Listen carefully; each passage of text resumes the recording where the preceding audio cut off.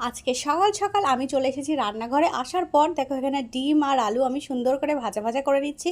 কেন ভাজা ভাজা করছি? কারণ সকালে ব্রেকফাস্ট রেডি করতে হবে তো, তাই না? আর তার পাশাপাশি তোমাদের সঙ্গে আজকে একটা দারুণ রেসিপি শেয়ার করব।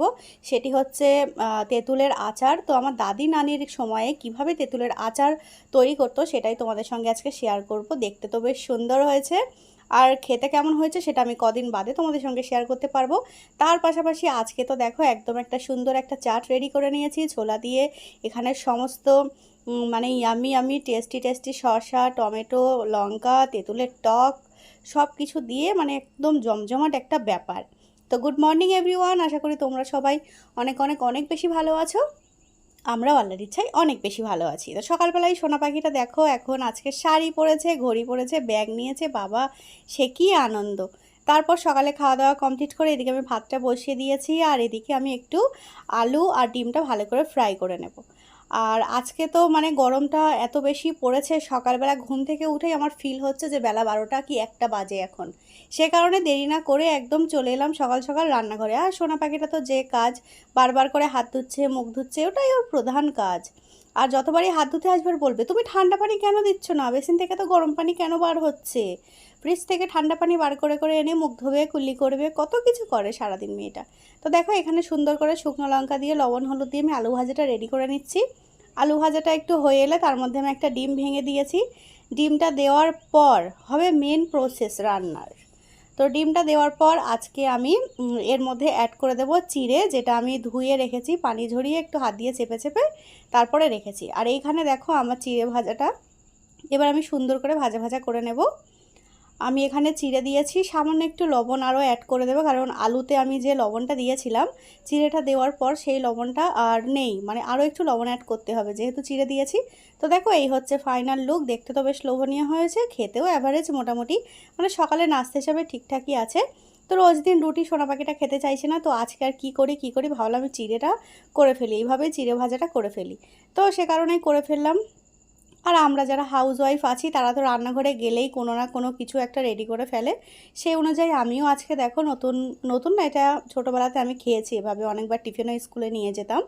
তো দেখো আজকে এটা রেডি করে নিয়েছি, একদম ছোটোবেলার কথা মনে পড়ে যাচ্ছে। তো একটু খেয়ে দেখি কেমন হয়েছে। তো চামচে তো উঠছেই না, মানে একটু কম উঠছে একটু বেশি উঠছে, তো একটু টেস্ট করে বলি তোমাদেরকে কেমন হয়েছে। তো খেতে হয়েছে একদম সেই ছোটোবেলার কথা মনে পড়ে গেল, স্কুলের টিফিন টিফিন টেস্ট আসছে, অসাধারণ হয়েছিল। আর সোনা পাখি তো বসে বসে খাচ্ছে, আমি বলছি মাম্মাম জানো এটা তো আমি ছোটোবেলাতে স্কুলে নিয়ে যেতাম এভাবে, তোমার নানি আমাকে এভাবে করে দিত। তো সোনা পাখি বলছে তাহলে আমাকেও টিফিন বক্সে করে দাও। তো এই হলো। আর আজকে দুপুরে কিছু রান্নাবান্না নেই, সে কারণে তোমাদের সঙ্গে আজকে শেয়ার করলাম না। আজকে দুপুরে আছে একটা নেমন্তন্ন, তো সেই কারণে আজকে দুপুরে রান্নাবান্না একদম ছুটি। তো দেখো এইখানে এখন আমি বানিয়ে নিচ্ছি একটু তেঁতুলের আচার। এখানে দেখো সর্ষের তেল নিয়েছি, এটা আমি 2-3 ঘন্টা রোদ্রে রেখেছিলাম, বেশ ভালো গরম হয়ে গেছে। আর তেঁতুলগুলোও আমি একটু রোদে রেখেছিলাম। দেখো তেঁতুলগুলো সমস্তটা খোসা ছাড়ানো, এবার তেঁতুলগুলো আমি বয়ামের মধ্যে দিয়ে দেব। যেগুলো বড় বড় আছে সেগুলো একটু ছোট ছোট করে কেটে দিলে আমার মনে হয় ভালো হতো। তো অসুবিধা নেই, হাত দিয়ে একটু চেপে চেপে দিচ্ছি, এভাবেই ভালো করে অ্যাডজাস্ট হয়ে যাবে ভিতরে। আর এইখানে তেঁতুলগুলো আমি দেখো একটা একটা করে বয়ামের মধ্যে সব দিয়ে দেবো, আর ছোট ছোট যেগুলো আছে সেগুলো আমি রেখে দিচ্ছি, কারণ আরও একটা স্পেশাল কিছু বানানোর জন্য আমি সেটা পানিতে ভিজিয়ে রেখে দেবো, সেটা তোমাদের সঙ্গে পরে শেয়ার করছি। আর এখানে দেখো উপর থেকে আমি দিয়ে দিলাম 3 চামচ মতো চিনি। চিনিটা দেওয়ার পর এইভাবে একটু চামচ দিয়ে চেপে চেপে দিচ্ছি, যেহেতু তেল আছে তো। তো চিনিটা বেশ মোটামুটিভাবে গলে যাবে, নিচে পর্যন্ত যাচ্ছে না বলে আমি প্রচণ্ড চিন্তা করছিলাম যে নিচে পর্যন্ত চিনি পৌঁছাচ্ছে না কেন। তারপরে দেখো অবশেষে দেখলাম না, নিচের দিকেও চিনিটা বেশ চলে এসেছে। তো এভাবে আমি এটাকে এবার রৌদ্রে রেখে দেবো, 3-4 দিন রৌদ্রে দেওয়ার পর এটা খাওয়ার উপযুক্ত হয়ে যাবে। তো খাওয়ার পর আমি তোমাদের সঙ্গে রিভিউটা দেবো। এক্ষুনি দিতে পারছি না, কারণ এটা এখন 2 থেকে 3 দিন কি 4 দিন এটা আমাকে ভালো করে একবেলা করে রৌদ্রে রাখতে হবে। তো তারপরে দেখো হচ্ছে এখন সন্ধেবেলা। সন্ধেবেলা তো সোনা পাখি এটা গিফট পেয়েছিল, এটা ওর একটা নানিমা ওকে দিয়েছিল। তো এখন হচ্ছে মাম্মা আমার পড়তে যাওয়ার আগে আমাকে তুমি সুন্দর করে একটা টিপ পরিয়ে দাও না, কী কালার পরবে? রেড কালার আর গোল্ডেন কালার। আচ্ছা ভালো কথা, তো সোনা পাখিকে টিপটা পরাবো। এটা দেখার পরে তো আমরা আবারও ছোটোবেলার কথা মনে পড়ে গেল। তো কে কে এরকম 12 ফোঁটা ছোটোবেলাতে পড়েছো আমাকে কমেন্ট করে অবশ্যই জানিও। তারপরে সোনা পাখি চলে গেল পড়তে, আর এইবার তো একটু চটপটে ঝালঝাল কিছু খেতেই হবে, তাই না? তো দেখো আমি প্রথমে তেঁতুলের টকটা দিয়েছিলাম, তার মধ্যে এখানে দিয়ে দিয়েছি কাঁচা ছোলা, আর এর মধ্যে দিয়ে দেবো এবার ইয়ামি ইয়ামি করে একদম লেবুর রস, চেপে চেপে সমস্ত রস দিয়ে দেবো, একদম টক ব্যাপারটা হবে আজকে। টক আর ঝাল ঝাল, এই গরমে একটু টক ঝাল না খেলে ভালো লাগে বলো? আর রোজ দিন এই ভাজা পোড়া এইসব উল্টোপাল্টা খাবার দাবার আর এখন না খাওয়াই ভালো, সেই কারণে ভাবছি একটু ছোলা মাখা করে ফেলি। তো দেখো আমি এখানে নিয়েছি শসা, তারপরে নিয়েছি এখানে লঙ্কা, টমেটো, লেবু, আর দিয়েছি লবণ আর একটু জিরে গুঁড়ো। দেওয়ার পর সুন্দর করে নাড়াচাড়া করে নেব। আর চামচটা দিয়ে আমি এখন করছি, দেখছি না ভালো হচ্ছে না, তারপর অফ ক্যামেরাতে আমি আবার সুন্দর করে হাত দিয়ে এটা ভালো করে একদম সুন্দর করে মাখো মাখো করে নিয়েছি। তো দেখো কত সুন্দর লাগছে দেখতে, একটা কালারফুল একদম। তো এখানে আমি এবার লবণটা অ্যাড করে দিচ্ছি, লবণটা পরিমাণ মতো তোমরা দিয়ে নেবে।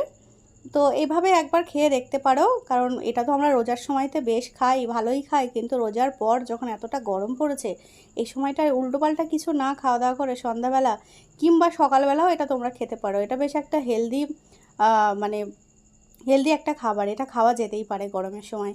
তো দেখো একটা সুন্দর করে আমি এখন বানিয়ে নিচ্ছি, লবণ দিয়ে নিয়েছি, জিরের গুঁড়ো দিয়ে নিয়েছি, আর এটা একটু গুঁড়ো লঙ্কাও অ্যাড করতে পারো, কিন্তু যেহেতু আমি কাঁচা লঙ্কা দিয়েছি সে কারণে গুঁড়ো লঙ্কাটা দিলাম না। আর এই যে টকটা প্লেটের চারপাশ দিয়ে গড়িয়ে যাচ্ছে, এটা দেখে তোমার ভিডিও এডিট করতে বসে এখনই আবার খেতে ইচ্ছা করছে। এত দারুণ ইয়াম্মি হয়েছিল, মানে কি বলবো আমি তোমাদেরকে, দারুণ। তারপরে ভাবলাম একটু চাট মতো বানিয়ে নেওয়া যাক, উপর থেকে একটু ঝাল চানাচুর অ্যাড করে নিলাম। তারপর তো ব্যাপারটা একদম জমে ক্ষীর, যা অসাধারণ লেগেছে টেস্ট, মানে চানাচুরের একটা টেস্ট পাচ্ছি, তারপর তেঁতুলের টেস্ট পাচ্ছি, ছোলার একটা টেস্ট পাচ্ছি, জাস্ট অসাম, দারুণ লেগেছিল, দারুণ।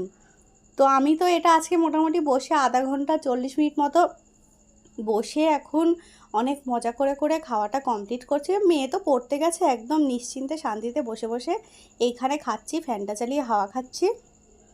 তারপরে চলে এলাম আমি রান্নাঘরে, কারণ দুপুরে তো বললাম যে রান্নাবান্না আজকে ছুটি আছে, তারপর রাতে তো রান্না করতে হবে। তো দেখো ফ্রিজের মধ্যে পুঁই শাক কিছু কাটা ছিল, পুঁই শাকের ডাঁটা, তো সেটা আমি আলু দিয়ে একদম ঝালঝাল করে রান্না করছি, আর মাম্মামের জন্য ডিমের অমলেট করে দেবো, ব্যাস আজকে রান্নাবান্না এইখানেই সমাপ্ত।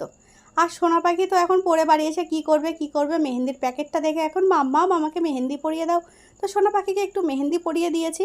তো সোনা পাখিটা এখন আমাকে বলছে, এখানে বসে বসে আর বদমাইশি করছে, আর আমাকে বলছে মেহেন্দিটা ঘেঁটে দেবো, দেখবে মেহেন্দিটা ঘেঁটে দেবো। বলছি ঠিক আছে তুমি ঘেঁটে দাও, শুধু আমাকে হুমকি দিচ্ছে যে চাদরে লাগিয়ে দেবে, চাদরে লাগিয়ে দেবে, যে তুমি দাও আগে, তারপর তোমার মজা আমি দেখাচ্ছি তোমাকে। তারপর সোনা পাখিটাকে একটু বকাঝকার পরে একটু চুপ করে বসলো, কারণ হুট করে যদি এই দাগটা একবার চাদরে লেগে যায় না তো উঠবেই না, একদম চাদরটা পুরো নষ্ট হয়ে যাবে। তারপর আবারও চলে এলাম একটু রান্নাঘরে, দেখছি এখানে রান্নাটা অলমোস্ট রেডি হয়ে গেছে আমার। তো ব্যাস রান্নাটা রেডি, মানে এবার খাওয়া দাওয়া, তারপরে আছে ঘুম। তো চলো ভিডিওটা আজকে আর বেশি বড় করছি না, ভিডিওটা এত দূর রাখছি। আর সোনা পাখিটা এইখানে দেখো মেহেন্দিটা ধুচ্ছে, আমি বললাম সোনা এটা স্টিকারের মতো উঠে যায়, তুমি আসো আমি তুলে দিচ্ছি। না হবে না, সোনা পাখি নিজেই তুলবে। তা সবাই ভালো থেকো, আল্লাহ হাফেজ।